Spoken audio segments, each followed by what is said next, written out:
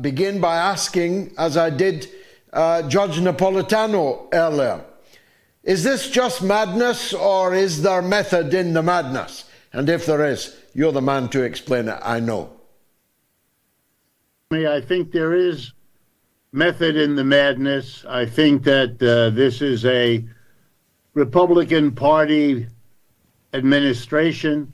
The only difference between it and what we have seen in the past is that his strategy is to go much, much further. Whereas before you tolerated white supremacists, now you embrace them. Where before you were against the people who wanted to abolish abortion, now you are their leader. Where before you wanted to get more out of your allies, now you punish them to get more out of your allies, and so on and so on. If people want to know what is driving Mr. Trump, probably the single most important thing is a matter of the tax history in this country.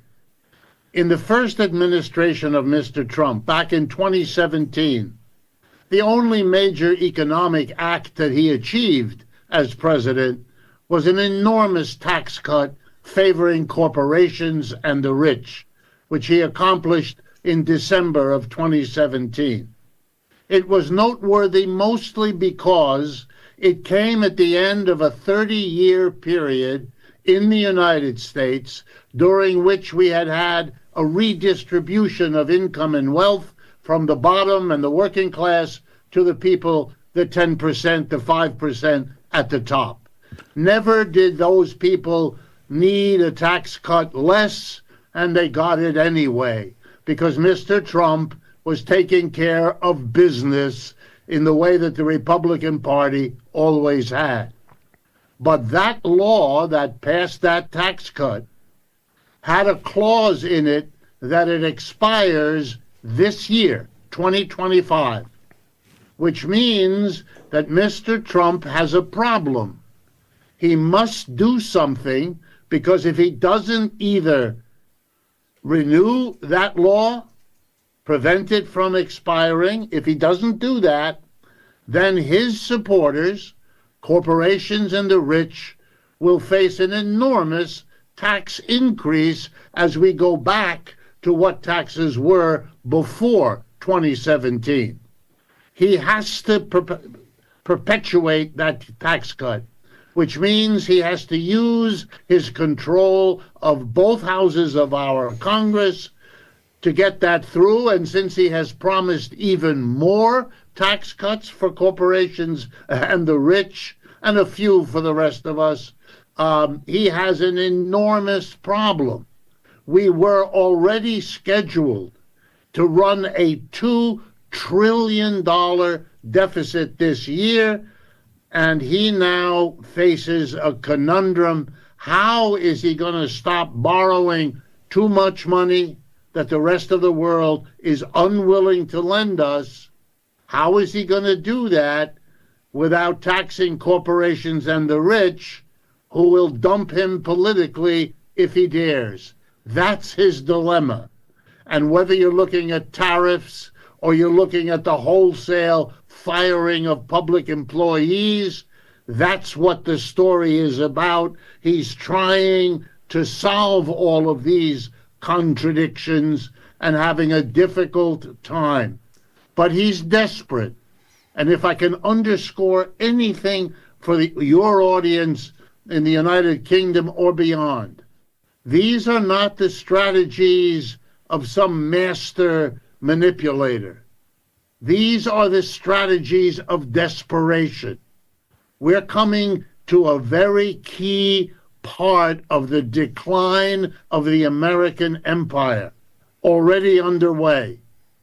We lost the war in Vietnam. We lost it in Afghanistan. We lost it in Iraq, and we're losing it in Ukraine. And the consequence of that is a recognition that we cannot continue. And we have so many accumulated domestic problems. What you're seeing is desperation. It's a kind of desperation from the bottom that gives Mr. Trump the presidency. And now it is fueling kinds of behavior whose long-term costs to the United States are incalculable. The risk this guy is taking should make everyone wonder about the future of the whole world. I think many of us are wondering about that. It's enough to make you believe that we're approaching the end times, I've got to tell you, and it's taken me 70 years to utter that phrase. The desperation of which you speak, producing very desperate measures. I mean, when you are into triple-digit tariffs with the biggest manufacturing economy in the world, and possibly the biggest economy in the world, though they deny it, but certainly the second biggest economy in the world. The two biggest economies in the world in a triple-digit trade war with each other. I mean, that all sounds a bit dangerous to me, Professor. Yes, it is extremely dangerous. And we have to be honest, and I say this as an American. I was born here, lived here, worked here all my life. The United States is the initiator.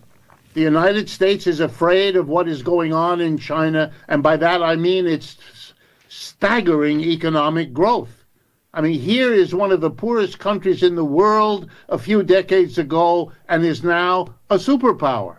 I mean, that is a model for the mass of the people of this planet who would like to escape poverty and see in the Chinese the most successful effort so far to do that. They have made an industrialization in decades that took the United Kingdom centuries, and the United States a long time as well. But the response of the United States, which could have been and should have been, what have you done that we can learn from? What were the things you changed that enabled you to achieve what so many other countries in Asia, Africa, Latin America wanted to achieve?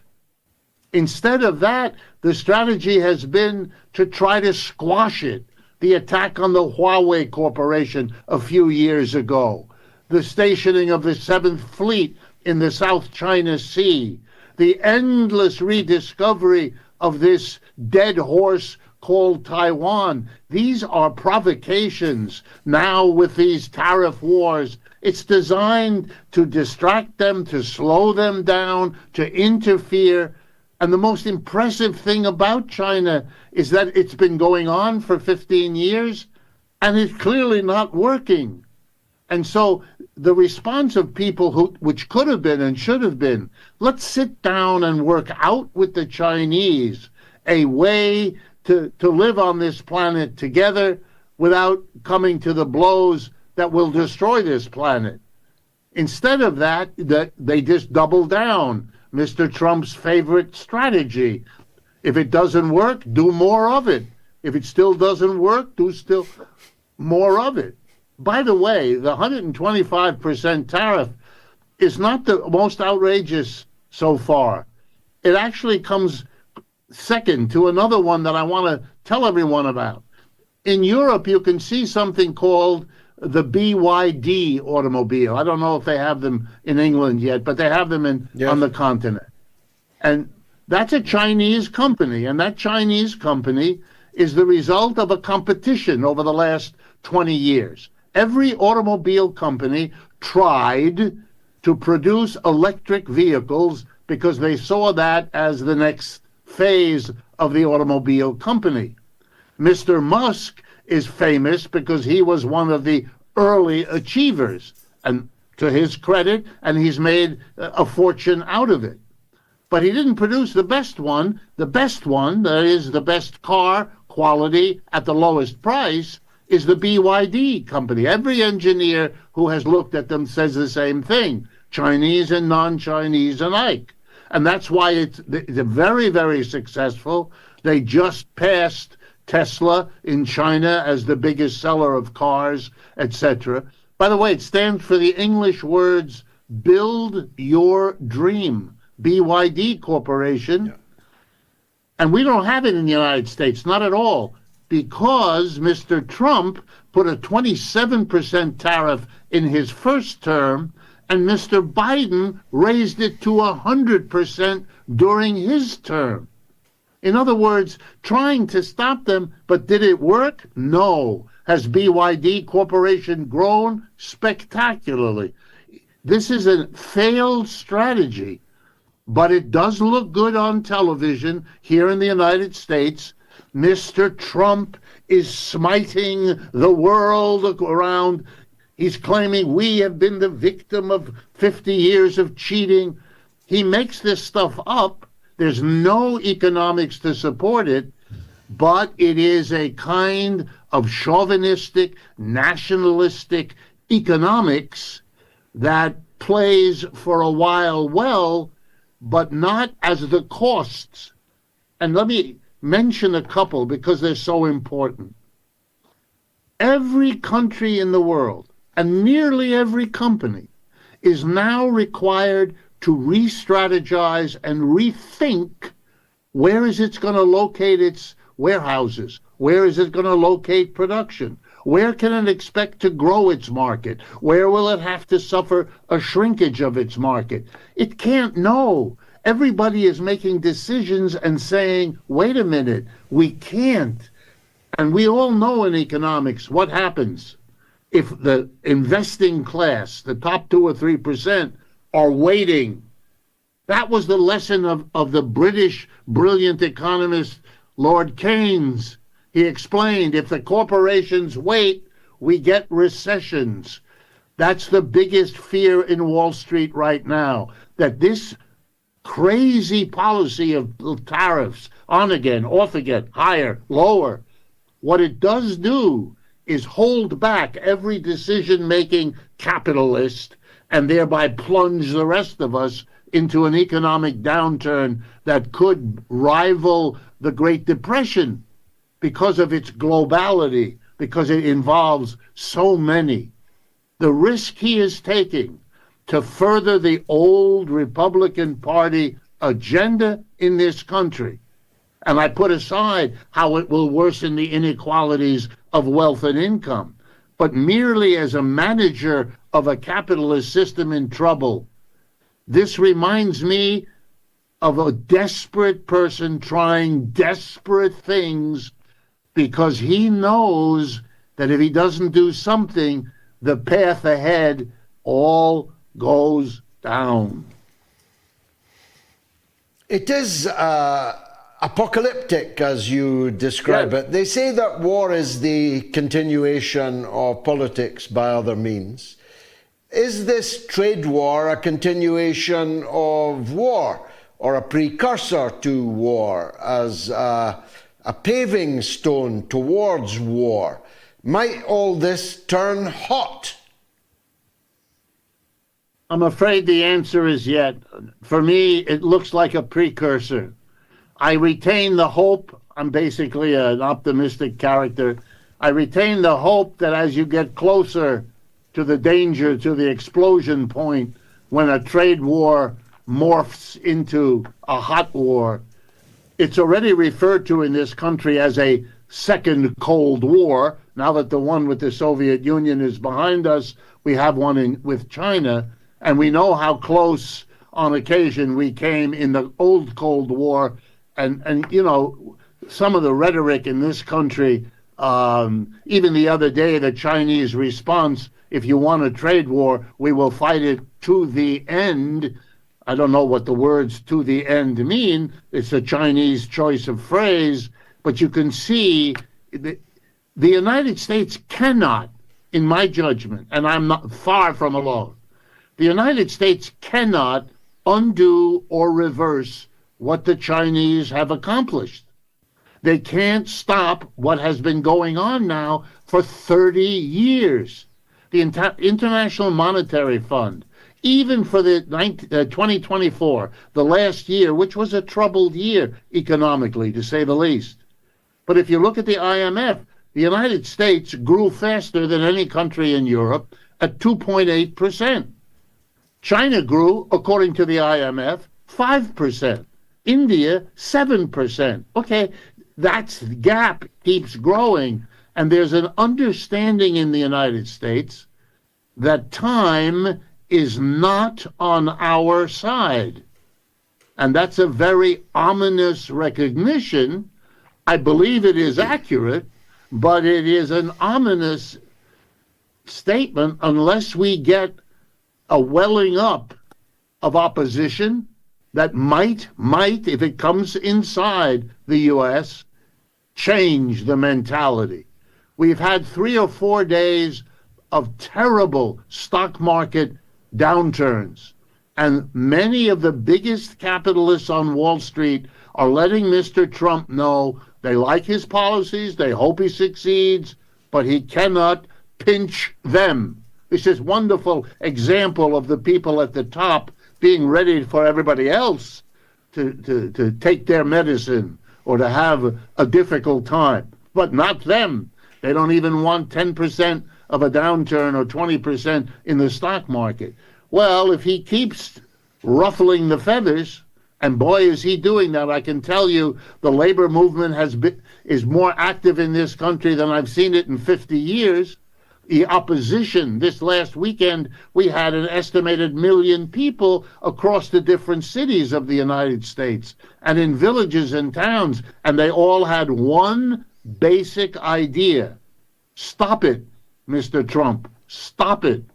Whatever you're doing, don't do that anymore. Now, you know, it's not organized, it's not as powerful as it needs to be, but it is very definitely something remarkable this early in a president's term. So did he blink and drop the whole thing today, with the exception of China? Quite an exception, of course. Or is this just another zigzag, another maneuver? Is the stock market collapse, which is now leading to a resurgence this afternoon, is it over, or will we have to go through this again the next day and the day after that? Well, given his performance, I mean, I can't predict the future any better than anyone else, but given his performance, I would be, if I were a betting person, I would be betting on the zigging and the zagging. He has encountered over the last 8 days, it's about accurate 8 days, he has encountered a welling up of opposition I don't think he's ever seen before. And I've never seen it before, and, you know, I have white hair. So I can assure you, he has to do something. He has to make it look like he's zigging or zagging. But again, he's caught in a contradiction. By the very act he just did, he reinforced the uncertainty.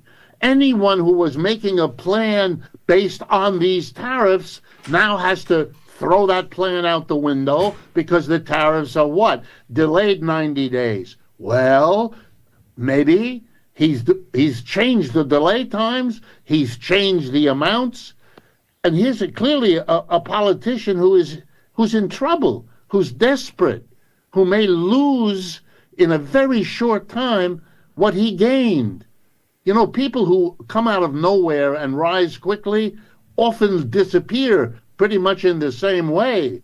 And he is now at a point, he has to do all kinds of things, but given what his advice has been, given the deeply contradictory nature of what he has already done, I'm at loss to see how he can recover, how he can recoup. And yes, he will make these sudden shifts very hard. You know, you can also see two of his major economic advisors are a man named Peter Navarro, a very strange economist. I'm being as polite as I know how, and Elon Musk. And they were literally just shy of having fisticuffs with one another as they push in opposite directions. Mr. Musk doesn't want tariffs because it'll hurt the profits of Tesla, whatever other reasons he has. Mr. Navarro is, by the way, a great anti-Chinese crusader, and he wants to smite the world in this kind of apocalyptic notion of correcting the cheating that the United States has suffered. Unbelievable. We've had a growth of our economy, particularly for the top 10%, we've never seen before. I mean, that's why it's so unequal in the United States now. And to use then the claim we've been cheated for the 25 years of spectacular growth for the rich is an extraordinary basis upon which to have a program that enriches the rich. You have to take your hat off. If I had one, you could take yours off, just to the sheer gall that animates what these people are doing. I think they call it chutzpah. Let's be philosophical for a moment, Professor. We, alas, both live in post-industrial states. In my country, the Prime Minister just announced today, not a major economic development on the graveyard of tens of thousands of automobile jobs in Bedford, but a new theme park celebrating our previous industrial greatness. You live in a country which is not so far off that, not so far off post-industrial. I get criticized as a reactionary, as someone who's harking back to kind of Soviet Britain fantasy, where we have our own energy, we have our own steel, we have our own industrial base and so on. I'm told that that's for the birds. We have to live in a land of theme parks and casino economics in the city. Is some of this from Trump not the kind of reaction that I myself have? I don't want to go quietly into the post-industrial good night. Is that not partly what Trump is also doing, refusing to go quietly into a future for America where everything that is real is made everywhere else? Well, I share your view, and I must tell you that here in the United States now, it is Mr. Trump and his people who have, and they get the credit for this, they have changed the mood. Now it is chic. I'm sitting in Manhattan in New York City. It is chic if you talk to people here, and I have many friends who work in Wall Street. Now everyone is talking the way you are. You will not anymore be called a Sovietist or anything like that. Here it is said, quote unquote, here's the language in America. We mistakenly, interesting, they think it's a mistake, we mistakenly hollowed out, they love the phrase, hollowed out our industry, and all we did was finance. You know, everything is Wall Street. Like in your country, everything was the city, London, and the financial arrangements of that. And we somehow shouldn't have done it. But let me give you a cautionary understanding. Every one of the last 10 presidents of the United States, the Bushes, the Clintons, the Obamas, all of them, came to power running a campaign promising to return manufacturing to the United States, nowadays called reshoring, bringing them back to our shores, having that left. That is a kind of a mantra. Every president of the last 10 promised it. Not a single one of them delivered it. The line of manufacturing is a line that goes down as a percentage of our economy. None of those presidents could do it. The economic forces in the world were much too powerful for those presidents to do much about it. And my expectation, and what history would lead you to want to presume, is that Mr. Trump will not be much more successful. He's trying more extreme measures, that's true. But more successful, I don't think so. And I want to remind people The reason all of that happened was that European and American and Japanese capitalists made the decision. No one was holding a gun to their heads. They went to China or India or Brazil or any of those other countries because they could pay lower wages, they could get lower taxes, and they knew that the markets were bigger and growing there than they were in Europe or the United States, all of which was true. That's why they did that. And that hasn't changed. And therefore, you're expecting that the theatrical, marginal efforts of this president will be more powerful than what was holding back all the previous presidents and what made those corporations do that. Last thing to drive this point home. Today, I don't know if the news has come to Britain yet, but today the United States Chamber of Commerce, probably the most important business association in the country, leaked to the press that they are about to file suit in the courts against the sitting president to stop his economic policies, particularly with reference to the tariffs. Now, that's a level of internal opposition a Republican president probably has never seen. These are the companies who put all that money into those factories in China and India and Brazil. And they did it on the basis of shipping that stuff back into the American market as at least a major part of their plan. That's all being threatened now, and they're not happy about it. As I said, as I sit here, Mr. Trump is taking spectacular risks, and the odds are they are going to squash him.